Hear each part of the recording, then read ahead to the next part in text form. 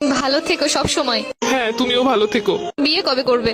জানি না আদৌ কপালে বিয়ে শাদী আছে কিনা। তোমার বউকে বলে দিও আমি যেই হাত ধরেছি ওই হাত যেন না ধরে। তোমার জামাইকেও বলে দিও আমি যে গালে কিস করছি ওই গালে যেন আর কিস না করে। আমরা যে জায়গায় দুজন মিলে ঘুরছি তুমি তোমার বউকে নিয়ে ভুলেও সেই জায়গায় আর যাবা না। বউয়ের মন রাখতে মাঝে মাঝে যেতেও হতে পারে। তুই নেই মাত্র কইলে তুই আর বিয়ে করবি না। এটা তো তোমার কথায় কথায় বললাম। তোর স্বভাব আমি ভালো করে জানি। আমি তো তোর কথা উনানে লেগে কইতেছিলাম। ছেড়েই তো চলে যাচ্ছ, তাহলে আবার এইগুলো কেন বলতেছো?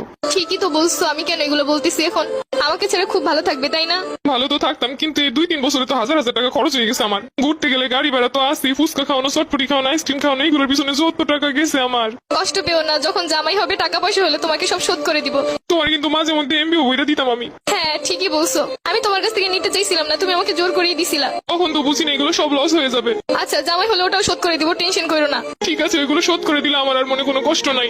শুধু নিজে যা যা করছো তাই ভাবলা, আমি যে কি করছি সেইগুলো মনে নাই। একদিন কচু শাক রান্না করে নিয়ে আসছিলাম, লাল শাক বোনা করছিলাম, তোমাকে ছেড়ে খাইতে পারতেছিলাম না তাই বক্স ভরে তোমাকে এনে দিছিলাম। আচ্ছা, আমার যখন বউ হবে আমিও তোমাকে লাল শাক আর কচু শাকের তরকারি রান্না করে বাটি ভরে দিয়ে আসবো। চেয়েছিলে এই শীতে রাজহাঁস রান্না করে খাওয়াতে আমাকে। ইচ্ছে তো ছিল কত কিছুই, কিন্তু হলো কই? সবই তো ঠিক ছিল, শুধুমাত্র একটা স্বপ্ন দেখে এভাবে চলে গেলে। আর আমার এই শীতে রাজহাঁস খাওয়া হলো না। শুধু কি স্বপ্নই? তুমি যে একটা মেয়ের দিকে তাকাইছিলে 2 মিনিটের জন্য, সম্পর্কে শুরুতেই বলছিলাম কোনো মেয়ের দিকে ভুলেও তাকাবা না। তুমি শুধু তাকানোটাই দেখলে, কিসের জন্য তাকাইছি সেটা তো একবারও জানতে চাইলে না। ওই মেয়েটার অন্য গাড়িতে পেঁচে যাচ্ছিল, আমি মেয়েটাকে বাঁচানোর জন্য ওকে ইশারা করে বুঝাচ্ছিলাম। আমি বেঁচে থাকতে অন্য কেউ মরে যাচ্ছে বলে তোমার এত কষ্ট হচ্ছিল? আমি তো বলেছি আমার ভুল হয়েছে। কিছু কিছু ভুলের কখনো ক্ষমা হয় না, এটা তো জানো। আর তুমি তো জানো আমি সবকিছু সহ্য করতে রাজি, কিন্তু মেয়েদের ব্যাপার নিয়ে একদমই সহ্য করতে পারি না। তাই তো আর আটকাতেও পারছি না। দোয়া করি সুখে থাকো সব সময়। তুমি আমাকে খুব সহজে ভুলে যেতে পারবে তাই না? ঘৃণা মানুষকে সবকিছু করতে শিখায়। ভাবতেছি এতদিন যার সামনে তোমাকে বউ বলে পরিচয় দিচ্ছি, পরবর্তীতে কি হবে? তাদেরকে বলবে আমি মরে গেছি। জীবন তো কারোর জন্য থেমে থাকে না। আচ্ছা, কিছু মনে না করলে একটা কথা বলি। আমি যা আবেগের বসে তোমার একটা পায়েল কিনে দিছিলাম, ওই পায়েলটা কি ফেরত দেওয়া যাবে? জানোই তো আমার কাছে অত বেশি টাকা পয়সা নাই। নতুন কাউকে পটাইতে গেলে তো তখন লাগবো। কিন্তু ওই পায়েলটার তো 2-3 জায়গা থেকে খুইলা পড়ে গেছে। সমস্যা নেই, তুমি নিয়ে এসো, যা পইরে গেছে এগুলো লাগাই নিবো। ওটার তো রঙও তেমন ভালো নাই। সমস্যা নেই, রং করে নিবো।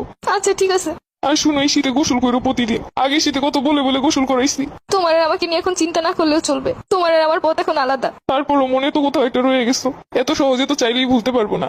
কিছু না মনে করলে আমি একটা কথা বলি। তোমার তো আমি একটা গড়ি গিফট করছিলাম, ওই গড়িটা কি ফেরত দেওয়া যাবো? ওই গড়িটা তো পানি ঢুকে নষ্ট হয়ে গেছে। সমস্যা নেই, নষ্ট হইলেও চলবো। পুরোনো জিনিস বিক্রি হয়ে যে গ্রুপগুলোতে ওইগুলোই সেল করে দিব। একটা ড্রেস পছন্দ হয়েছে, ভাবছিলাম তোমারে বলবো, সেটা তো আর হলো না। ওই গড়িটা বিক্রি করেই কিনবো। লাস্ট ওই একটাই স্মৃতি ছিল আমার কাছে, ওটাও নিয়ে যাবে? আমি নিজেই নেই, আমার স্মৃতি দিয়ে আর কি করবে?